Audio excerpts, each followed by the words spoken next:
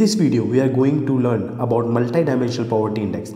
Multi-dimensional poverty index जो आजकल बहुत ज़्यादा न्यूज़ में है और आप देख रहे हो हर न्यूज़पेपर में उसके बारे में जिक्र किया जा रहा है। हम उसके बारे में थोड़ा जानने की कोशिश करते हैं क्योंकि ये जो है वो आपके ये ऐसे डिस्क्रिप्टिव में तो काम आएगा ही आएगा, साथ में ये इसके ऊपर बहुत सारे ऑब्जेक्टिव भी बन सकते हैं। ठीक है, तो हम इसको थोड़ा अच्छे से समझने की कोशिश करते हैं। मैं इसमें सारी रिपोर्ट्स भी आपकी इंक्लूड करूँगा, सारे न्यूज़पेपर्स भी इंक्लूड करूँगा और जो स्टैटिक का पोर्शन है वो भी इसमें कवर हो जाएगा। तो इस एक वीडियो से आपको मल्टी डायमेंशनल पॉवर्टी इंडेक्स पूरी तरीके से कवर हो जाएगा और इसके बाद मैं गारंटी देता हूँ कि आपको किसी वीडियो की या किसी कंटेंट की ज़रूरत नहीं होगी। Okay, so please bear with me till that time. सबसे पहले बात करते हैं the national multi poverty index by NITI Aayog. ठीक है, it uses the internationally acclaimed Alkire Foster methodology. तो ये बहुत इंपॉर्टेंट चीज़ है कि ये कौन सी मेथोडोलॉजी यूज़ करता है। ये मेथोडोलॉजी यूज़ करता है अल्कायर फॉस्टर मेथोडोलॉजी। ओके, उसके बाद ये जो नेशनल MPI है, ये इसमें कितने इंडिकेटर्स हैं? इसमें 12 इंडिकेटर्स हैं, ये ध्यान रखना।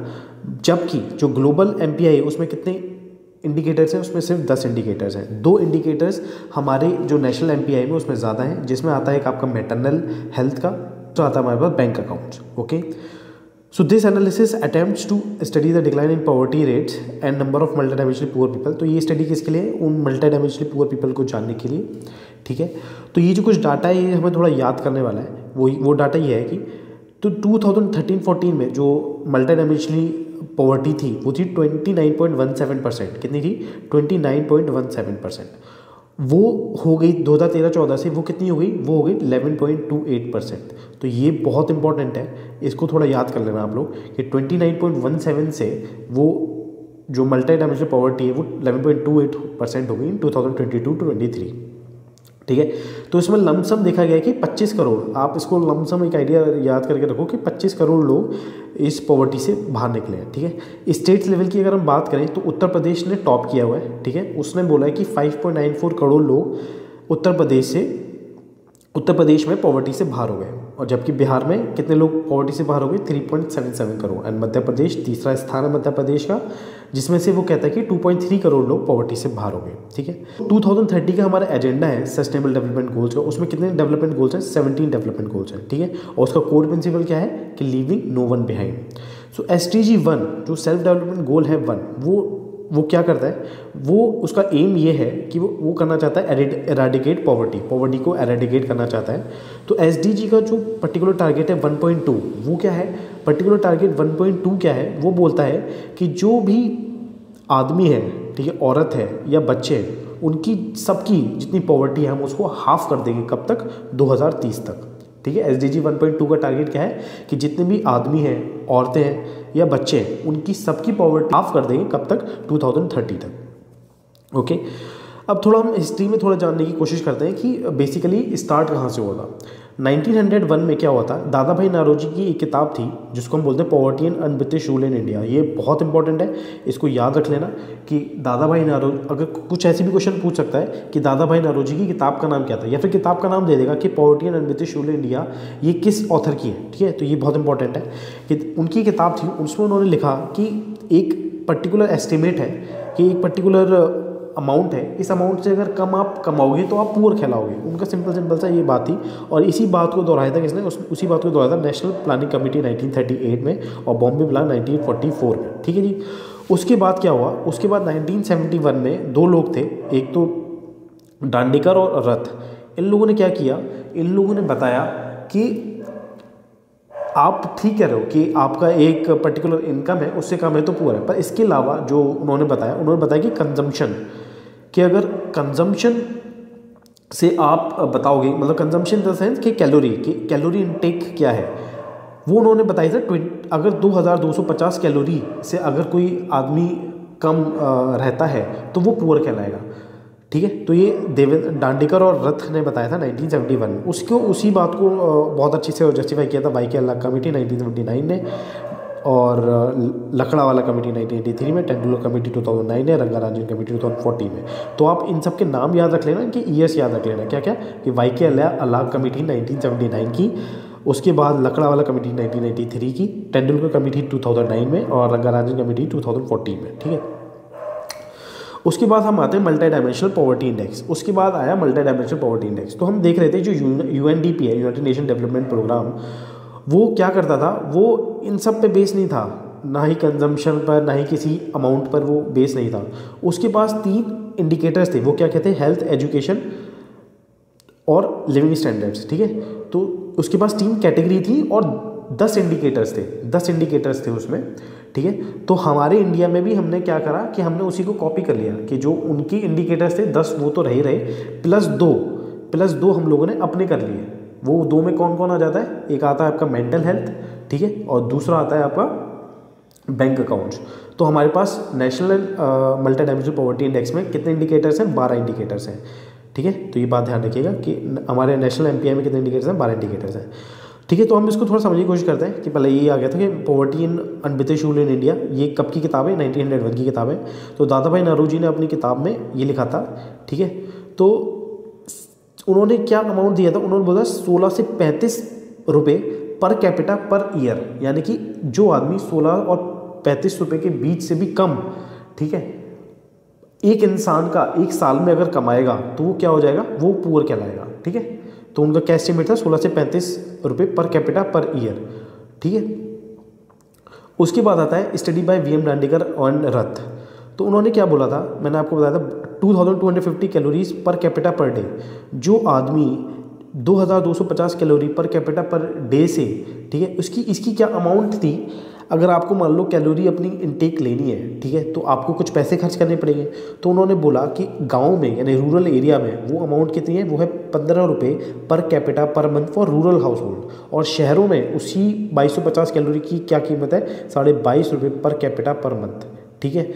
और ये उन्होंने किस आधार पर बोला था, 1960 टू 1961 के प्राइसेस के आधार पर बोला था, ठीक है। तो ये याद करने वाली चीज़ है कि दांडेकर और रथ ने कितनी calories per day per capita per day बोला था, उन्होंने 2250 पर कैपिटा पर डे बोला था।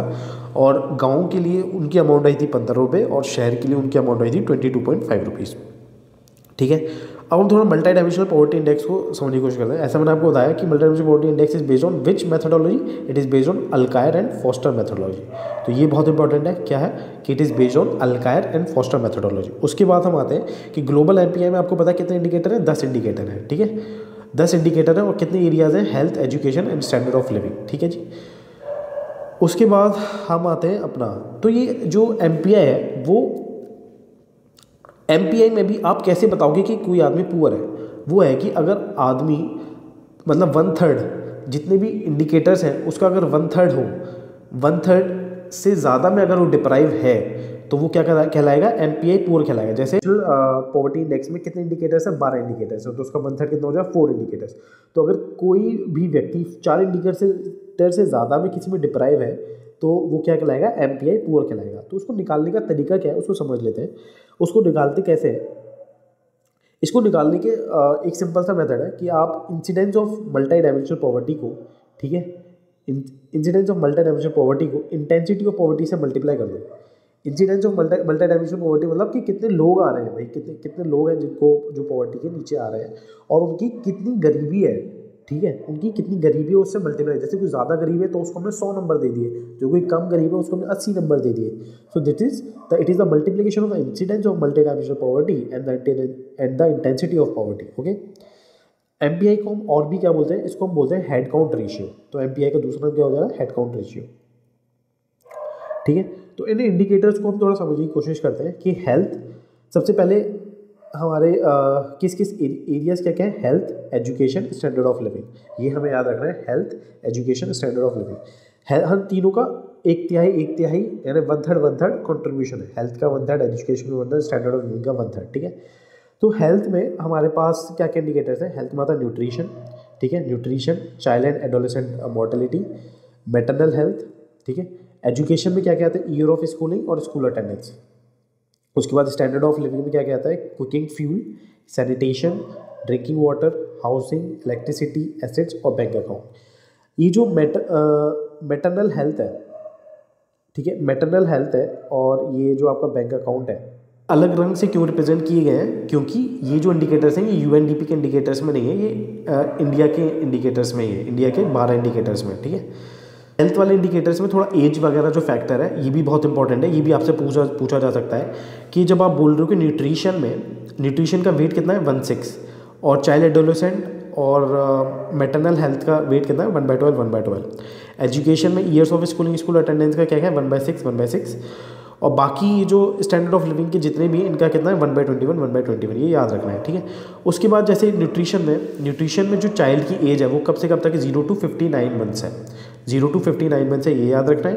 उसके बाद जो महिला है उनकी एज कितनी है 15 से 49 की एज है और जो पुरुष है उनकी क्या एज है वो 15 से 54 ईयर्स है, ठीक है।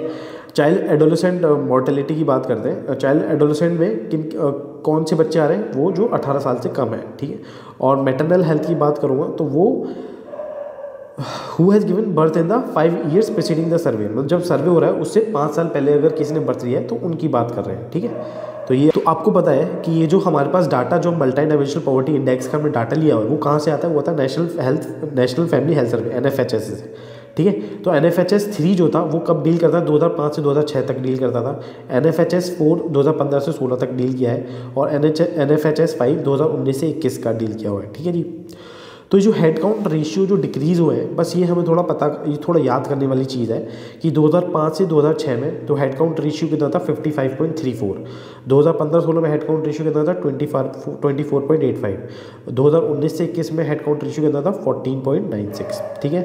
तो अगर हमसे पूछा जाए कि 2005 से 2006 से 2019-21 तक हेड काउंट रेशियो कितना गया है तो 55.34 से 14.96 गया है, तो ये हमें याद रखना है 55.34 से 14.96।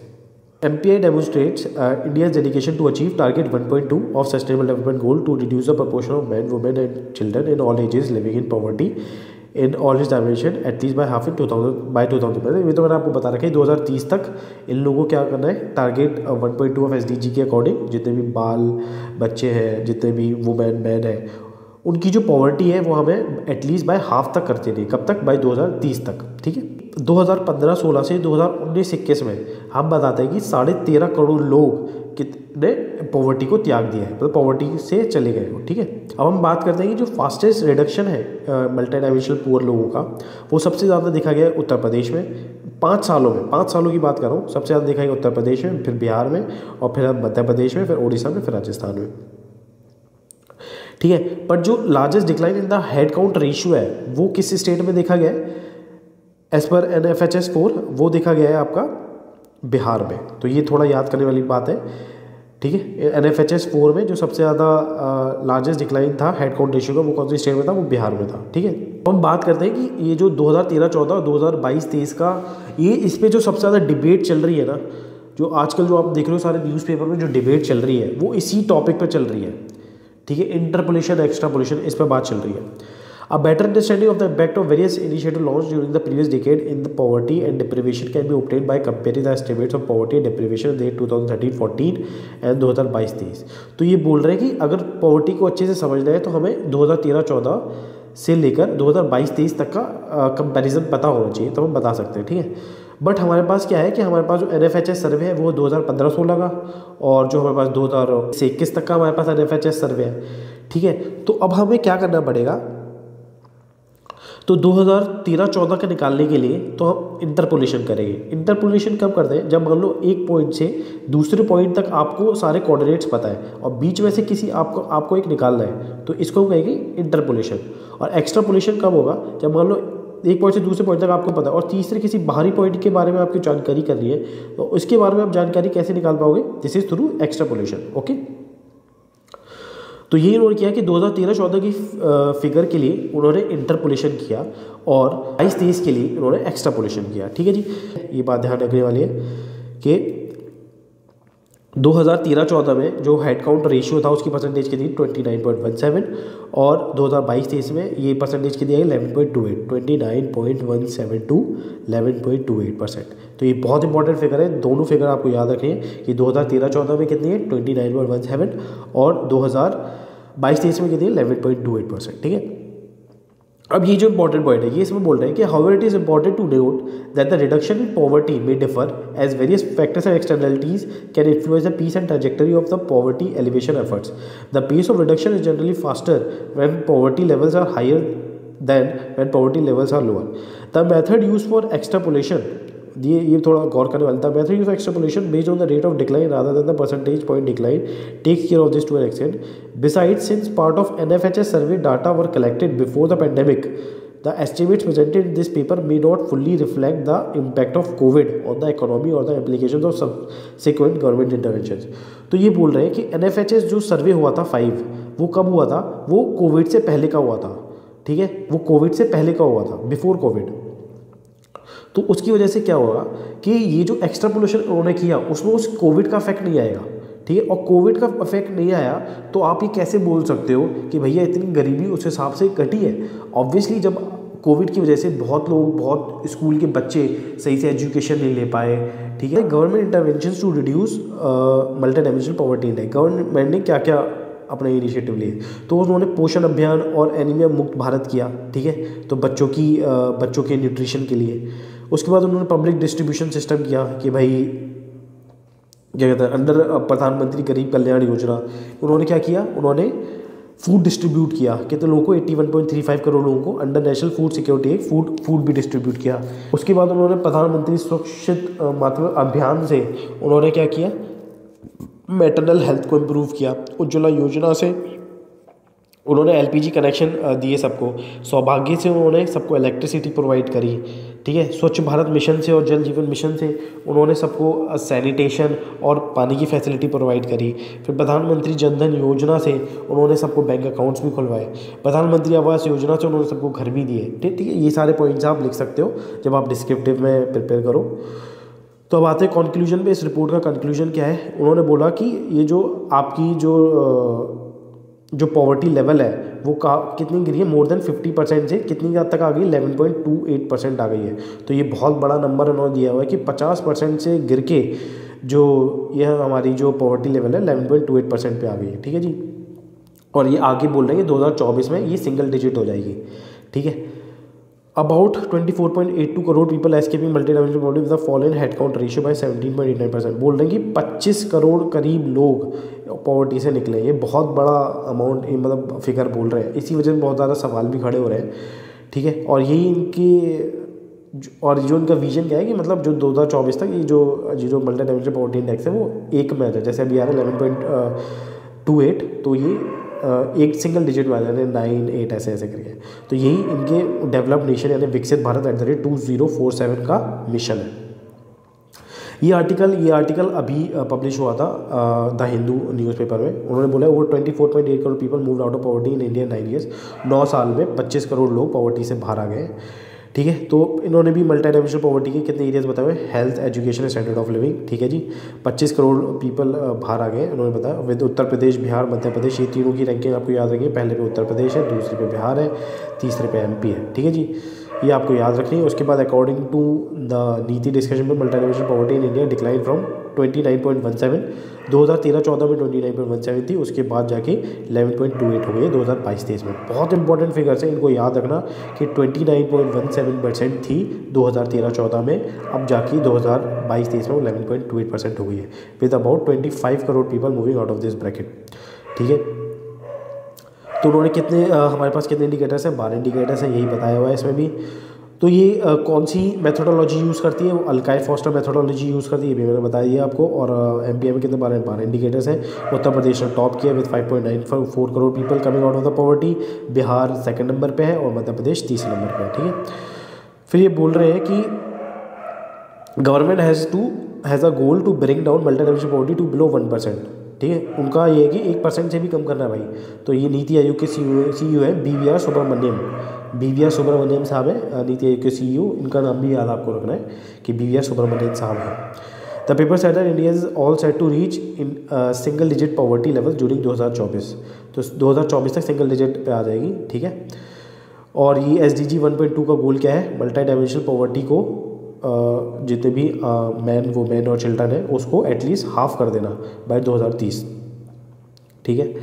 फिर हम आते हैं ये मिंट का है आर्टिकल। इसमें आपको दो क्रिटिसिज्म मैं आपको बताऊँ, ये तो ऑब्वियसली जो हमने बात करी है वो ऑलमोस्ट सेम ही है। तो क्रिटिसिज्म पर बात करते हैं। Just how healthy is this assumption, the choice of 2013-14 as the starting point is vague. ये 2013-14 का जो उन्होंने जो लिया है वो वेग है, ठीक है, ऐसा ये बोल रहा है। Assuming a uniform pace in such a long time 2005-6 to 2015-16, जब आपके पास 2005-6 का सर्वे है और 2015-16 का सर्वे है, ठीक है, तो ये 2013-14 का लेने का लॉजिक क्या है ये पूछ रहा है। Assuming a uniform base in such a long period is tricky. The derived 2013-14 baseline would be misleading. If say a bulk of progress was in 2005 to 2010, such a claim should ideally be made for a period where the start or end point has actual data. तो ये जो आप claim बोल रहे हो कि 25 करोड़ लोग इस पॉवर्टी से बाहर निकले हैं, ये आप तब बोल सकते हो जब आपके पास एक्चुअल डाटा हो। आपने क्या किया, आपने इंटरपोलेशन और एक्सट्रापोलेशन लेके आपने एक बड़ा क्लेम कर दिया कि 25 करोड़ लोग पॉवर्टी से निकल गए, ठीक है, ये इसमें बता रहा है। The uniform pace assumption neglects the pandemic impact. Assuming the same pace in 2020-23 and 2024-25 without taking into account the reversals of 2020-20 could be faulty. जब आपने इसमें कोविड का फैक्टर ही नहीं लिया तो आपकी किसी भी इंटरपोलेशन एक्सट्रापोलेशन का क्या मतलब बनता है, ये पूछ रहा है। So what to make of the numbers?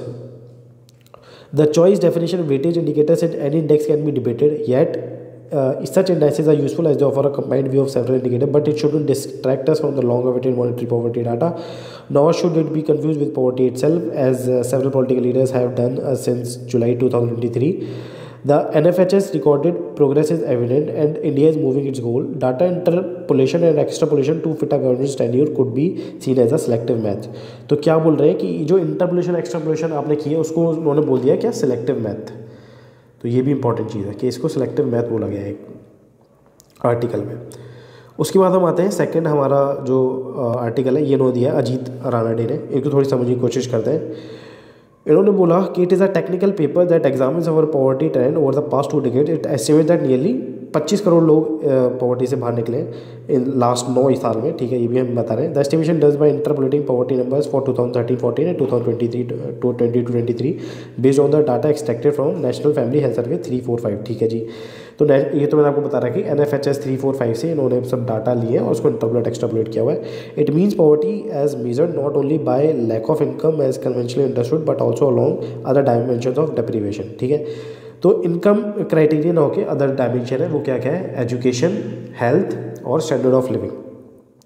A multi-dimensionally poor person is one who is deprived below on at least 4 of the 12 dimensions. मैंने आपको बताया 1/3 से करते हैं, तो 1/3 of 12 is 4, ठीक है।